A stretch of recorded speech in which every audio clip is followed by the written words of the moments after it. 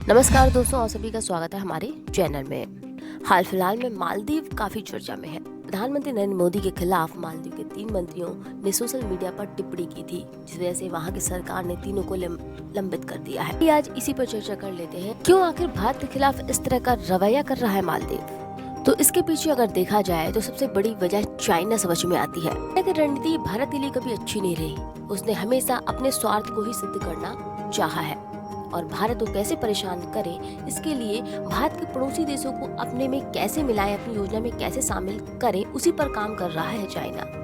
Media खबरों की माने तो नेपाल में चाइना कई प्रोजेक्ट पर अपने काम शुरू कर चुका है। दिला दें 2017 में नेपाल के साथ अपनी चाइना ने महत्वाकांक्षी परियोजना जिसका नाम है वन बेल्ट वन रोड के लिए समझौता कर चुका है। साथ ही चीन में कई तरह के काम चल रहे हैं, जैसे road, college, airport, shopping mall बनाने तक का।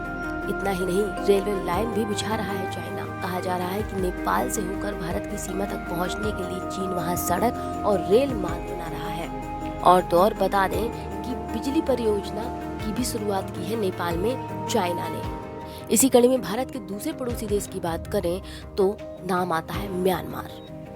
बता दें कि म्यांमार में रखाइन में पानी के भीतर बंदरगाह बनाने का काम चालू कर दिया है चाइना ने।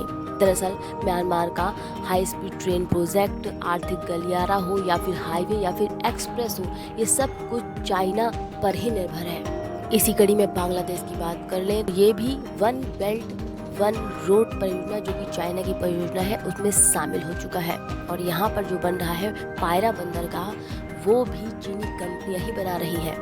और अब बात कर लेते हैं पाकिस्तान की। चाइना की महत्वाकांक्षी परियोजना जिसका नाम है वन बेल्ट वन रोड परियोजना में शामिल हो चुका है। और साथ ही आपको बता दें कि पाकिस्तान में जो ग्वादर पोर्ट है वो इसी परियोजना के तहत बनाया भी जा रहा है।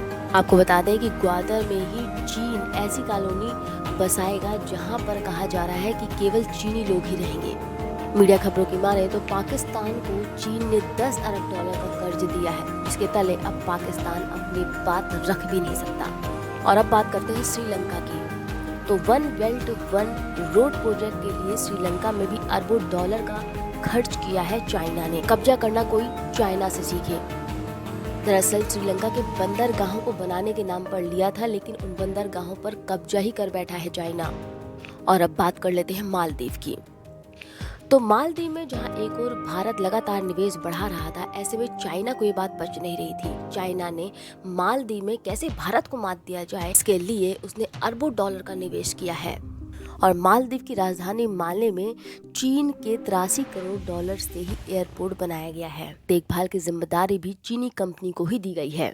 इतना ही नहीं, मालदीव ने चीनी कंपनियों को 16 द्वीप लीज पर दे दिए थे 2016 में। और अब यहाँ पर चीनी कंपनियां निर्माण कार्य कर रही हैं। और भारत की बात की जाए तो भारत ने भी मालदीव में काफ़ी निवेश किया है, जिसे मालदीव के राष्ट्रपति जिनका नाम है मोहम्मद मोइज्जू भूल चुके हैं।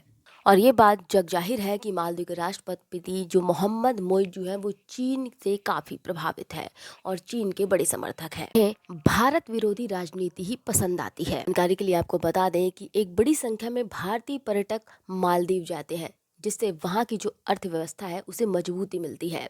तो बहरहाल जिस तरह से चाइना भारत के पड़ोसी देशों के साथ रिश्ते मजबूत करता जा रहा है और जिस तरह से अपना विस्तार करता जा रहा है, ये भारत के लिए तो कहीं से ठीक नहीं। कि हमेशा से रणनीति रही है कब्जाने की, फिर चाहे वो कर्ज के तले हो या फिर छोटे छोटे निवेश के तरीके से। ये थी चाइना को लेकर छोटी सी चर्चा कि हाल फिलहाल में चाइना क्या कर रहा है। इस खबर में इतना ही। और खबर के लिए जुड़े रहिए हमारे चैनल एंड वर्ल्ड, हमारे चैनल शोध से। फिर मिलेंगे नई खबरों और रिसर्च के साथ। इजाज़त दें, नमस्कार।